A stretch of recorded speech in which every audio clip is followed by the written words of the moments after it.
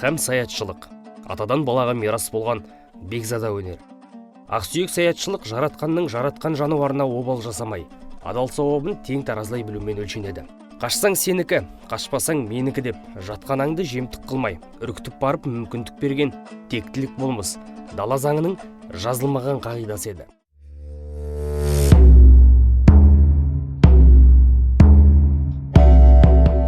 Осы аржуданға берік байланған бүгінгінің серілері, табиғаты талайды тамсандырған кербез сұлу көкшеде бас қосты. Ассалаумағалейкум ардақтағы ағайын, қадірлі көрермен. Біз қазір 300-дің басы қосылған тарихи мекен Бурабайда тұрмыз. Дәл осы жерде кезекті тарих жазылады. Еліміздің ең үздік тазылары мен аңшылары, саятшылары бас қосып, мыңнан бір жүйрік дала сынағында ең үздік құмай тазыны анықтамақ. Ендеше бүгінгі бағдарламамызда біз дәл осы қонақтармен танысамыз және осы шараны ұйымдастырып жатқан Азат Жүкен-Қасымда менің және сарапшымыз Алтай Бимен. Жігіттер, қош келдіңіздер. Енді Азат мырза, сөз кезегін өзіңізден бастасақ. Жалпы елімізде соңғы жылдары құмай тазыны анықтау, оның ішінде таза қанды тазыны шығару мәселесі күн тәртібінде тұр. Өзіңіз осы шараны ұйымдастырудың базғасында жүрсіз. Шараның мақсаты қандай, міндеті қандай, алға қойған жоспарларыңыз қандай? Жалпы бұл жобаның мақсаты қазақ даласының жүйрік тазыларын анықтау мақсатында жасалып жатыр. Бұл әрине табиғи аңшылық болғасын, бұл жерде тазының ең жүйрік анықталады деген ойдамыз. Жалпы осы жобаға келіп қатысқан азаматтарға мыңда бір алғыс. Себебі бұл жобаға қатысудың өзіне де бел буып бару оңай емес. Бұл жерде нағыз тазының жүйрік анықталатын дала сынағы деп есептеймін. Жігіттерге сәттілік.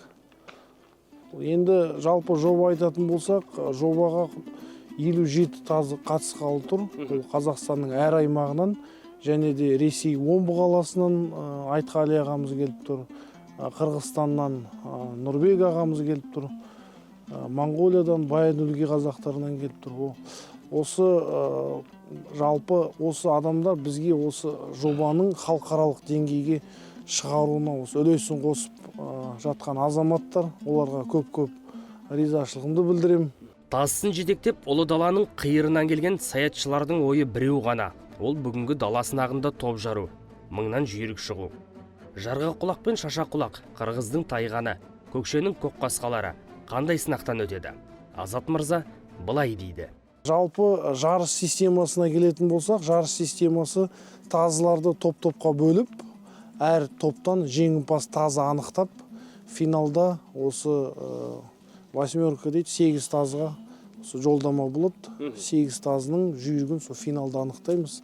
Ереже бойынша 3 минуттан 4 минутқа дейінгі загонка дейді, гонка. Жарыс болады. Ол жерде тазының ерекшеліктері осы былайынша айтқанда тәуелсіз сарапшымыз бар ма?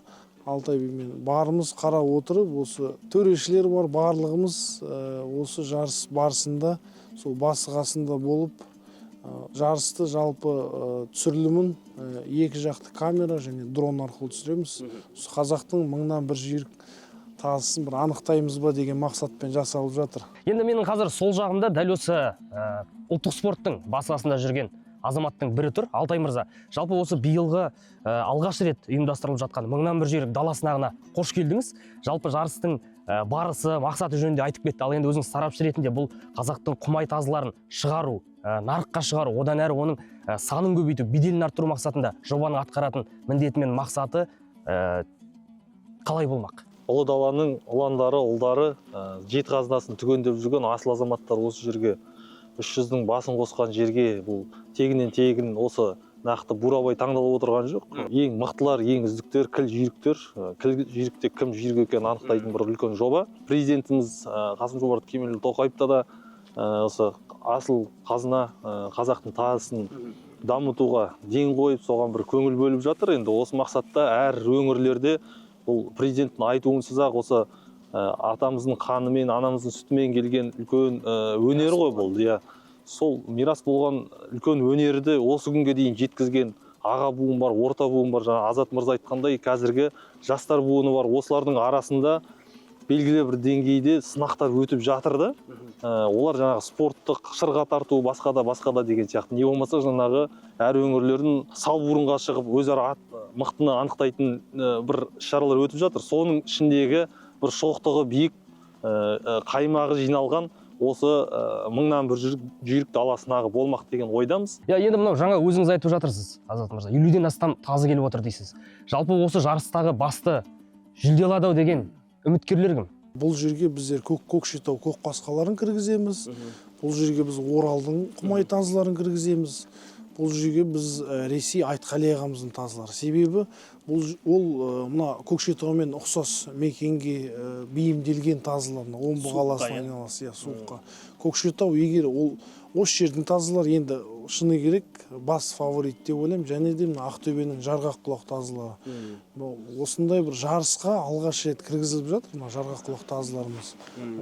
Олар да өздерін үлкен өзіндік салбұрындарда жақсы көрсетіп жүр. Ертеңгі жарыс күніне сәттілік тілейміз. Жақсымен абыроймен өткізіп, әділ өткізіп, ең мықты мыңнан жүйрік шыққан тазымыз, осы даласынағына төтеп берген тазыларымыз дәл осы жерде Құмай тазының орталығына айналсын деген тілектестік білдіргіміз келеді. Ендеше құрметті көрермен, ардақты ағайын, алғаш рет ұйымдастырылып жатқан халықаралық деңгейдегі мыңнан бір жүйрік даласынағын бастаймыз. Жігіттер, дайынсыздар ма?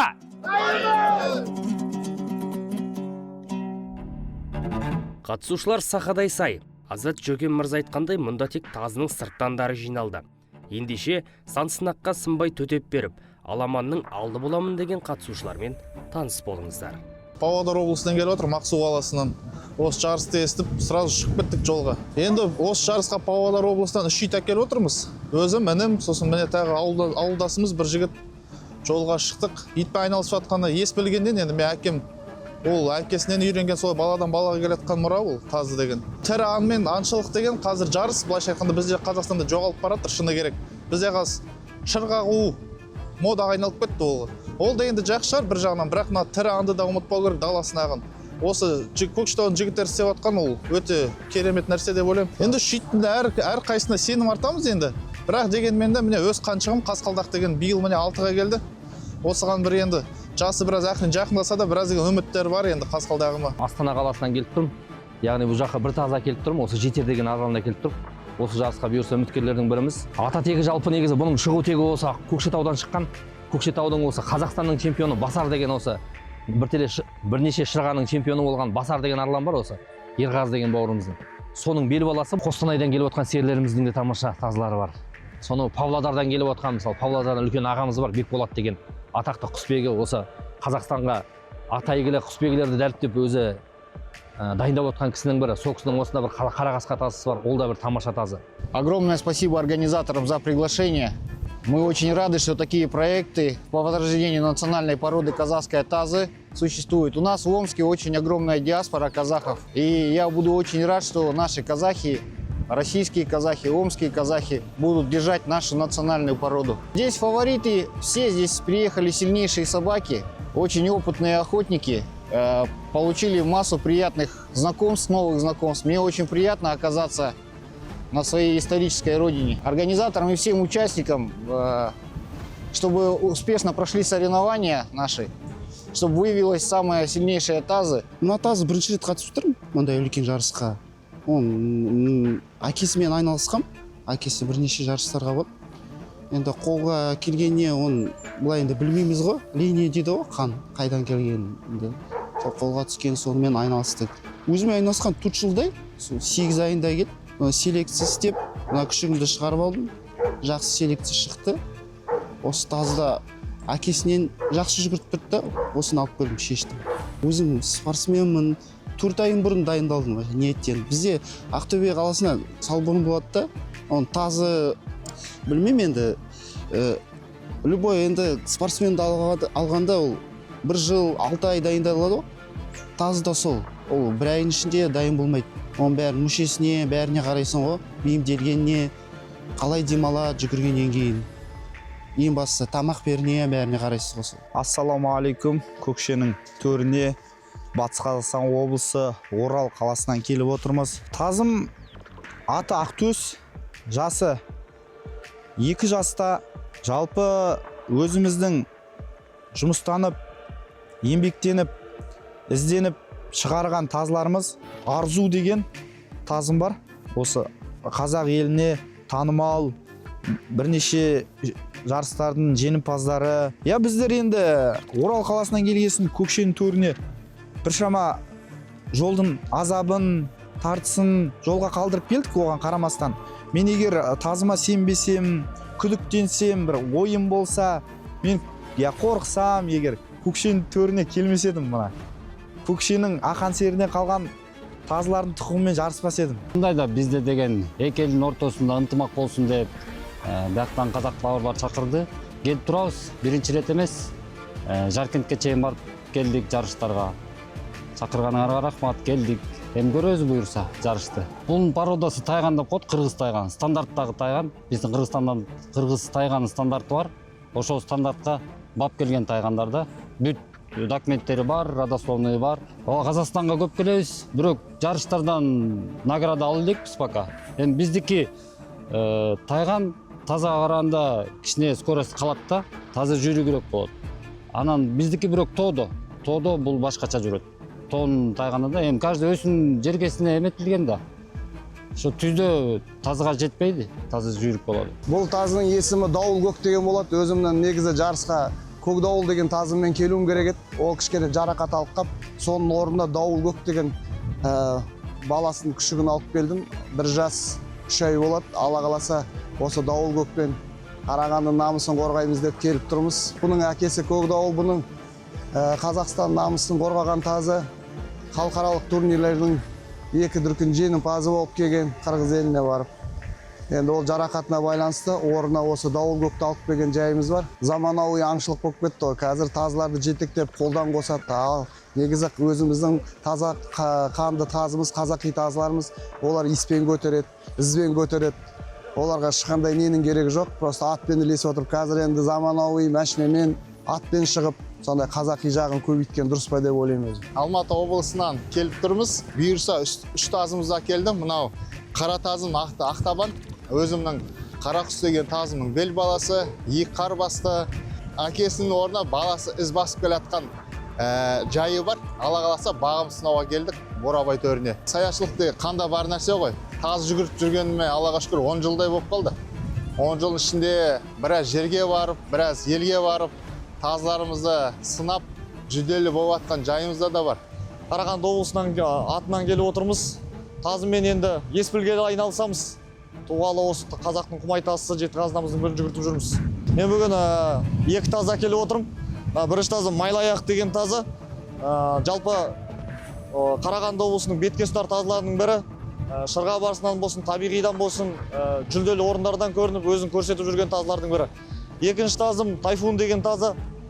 Бұл да өзін әбден өзін көрсеткен, өзін дәлелдеген тазылардың бірі. Шешесі Сылдыр деген тазы. Қарағанды облысында көптеген нәтиже көрсеткен. Әкесі Зымыран деген Алматы өңірінің тазысы, көптеген жетістікке жеткен тазылардың бірі.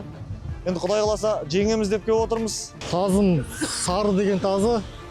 Бұл әлі күшік тазы, өзін көрсеткен жоқ. Әлі болашақ алда. Бұның шешесі біраз жерде орындар алған, табиғи жарыстарда Белла деген. Әкесі тоже атақты тазы Басар деген. Біраз орындарда алған кезінде шуатқан тазылар ғой. Енді барлық тазылар мына жерде мықты ғой, ешкім жай таза әкеліп отқан жоқ, барлығы мықты тазылар. Анау деп фаворит деп ешкім айта алмайсың, көп қой тазылар. Здравствуйте, меня зовут Джилдыс, я из Бишкека. Занимаемся тайганами, это чистокровные тайганы разных линий. Очень большое спасибо за то, что пригласили, хорошая организация. Организация очень тяжелый вопрос, мы понимаем все. Вот поэтому приехали посмотреть. У нас трудности большие просто, у нас же гористая местность. Это у вас круто, мы видео смотрим, прямая степь, джипы едут, скачут, красиво. Вот впервые, мы в Бурабае впервые, очень красиво. Павлодар облысынан келіп тұрмыз. Бұл енді өзіміздің иттер ғой. Ұрпақтан ұрпаққа келе жатқан. Шешесі Қараша деген ит, әкесі Қара Мырза деген, осы Павлодардың өзіміздің иттеріміз. Өзім негізі Түркияда оқимын. Қазір осы жарыс үшін кеп, біраз иттер баптап, каникул болып жатыр. Итпен шығып, аңға шығып, өйткені ар жаққа шыққан Түркияға кеткенде осының бүкілін сағынасын. Ұлытау облысынан тазы дала сынағына алғаш рет қатысайын деп отырмын. Тазымды сынап, 100 мыңнан астам оқырманым бар. Биыл осы күміс батырманы алдым. Бабы өзімізге жақсы, ұнап тұр. Ауылда жүрді. Осы кешегі күнге дейін ауылда болды.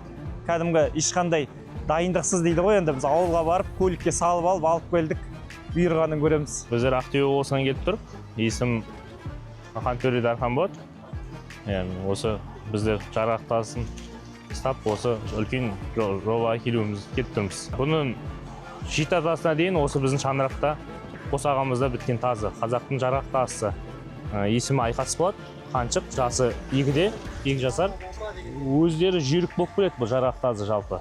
Жүйрік, жүректі, іздеуі, қабілеті, барлық тазыға не жақсылық біткен қасиет бар, осы жарғақ тазыдан табылады. Қазақ атамыз айтады, жарымбадың жарғақ, тазының жарғағына дейді. Бұл біздің батыс өңірінде көп дамыған, бірақ қазіргі уақытта біздің Қазақстанға аз қамтылған жарғақ тазылардың бірі. Көкшетау өңірінің тумасы болып келем. Осы тазылармен айналысқаныма 13 жылдан асты. Осы тазыны бағып, насихаттап, кейінгі буынға қалдырып деген сияқты осындай тазылармен айналысып жатырмыз. Итіміз шаппай қалуына қорқыныш жоқ, өйткені өз итімізді білеміз бұл жарысқа әкелгеннен кейін.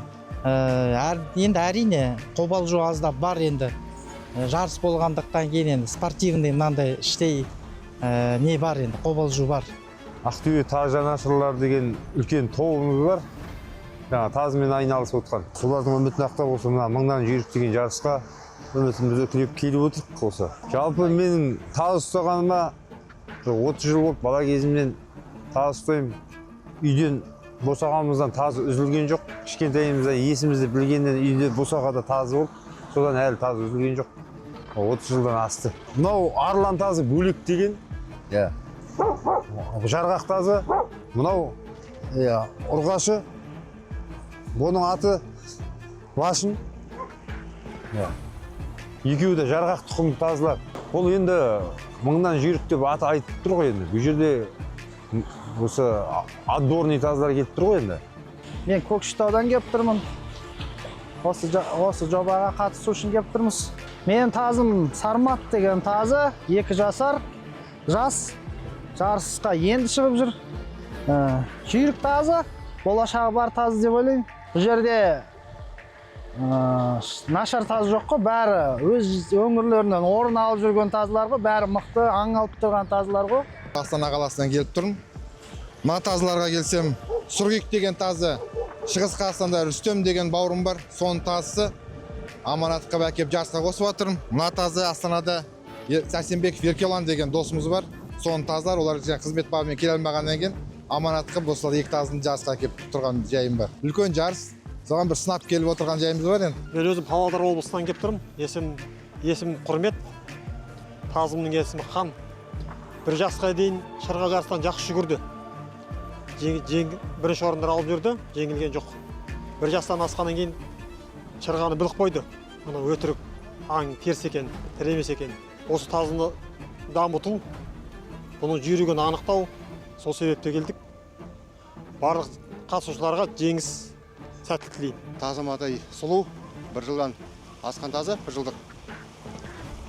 Осы жарысқа арнайы шақырумен келіп отырмын. Жігіттерден естіп, бұл жарыстың алдында бұл тазым Астана қаласында салы бұрын болған, ерікке 3-ші орын алды. 1 ай бұрын.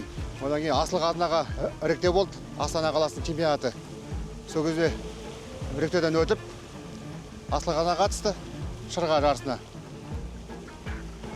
Енді осыған келіп, жігіттерге сәттілік, бәр жігіттерге, қатысушыларға, ұйымдастырушыларға үлкен рахмет. Осындай үлкен додалар бола берсін. Садақ есімді тазын алып келдім. Бүгін бір осындай бір керемет іс-шараның куәсі болып отырмыз. Бүкіл Қазақстан таз жанашырлары мыңнан жүйрік дала сынағына келіп, өзінің тазыларының бағын сынайын деп отыр. Аллахтың қалауымен топтың басында болады деп ойлаймын енді. Бүкіл Қазақстандағы мықты тазылар келді ғой. Ертең енді сәтін салып, тазылар бүкіл өнерін көрсетіп, шын жүйрік тазы келсін деген ниеттеміз енді. Жақсы тазыларды бізде көргіміз келеді, бәсеке ғой енді. Мен Қостанай облысынан, есімім Шерхан. Таз ұстап жүргеніме 8 жылдай болды. Ол тазыға келетін болсақ, Ялас аты. Аманат Тоқабаевтың Қыран деген арбаны оған, соның немересі бұл. Мен таз ұстағалы сол ең бір таз ұстап бастағанда сол Қыранды көрдім мен. Содан бастап осы қанды зерттеп, сол неден күшік алу болатын арманым. сол енді соны дәріптеп келіп отыр қазірде. Соны дамыту мақсатында осы қанды, осы линияны көрсетіп келіп отыр. Бағым сынап көрейік деп үлкен додада.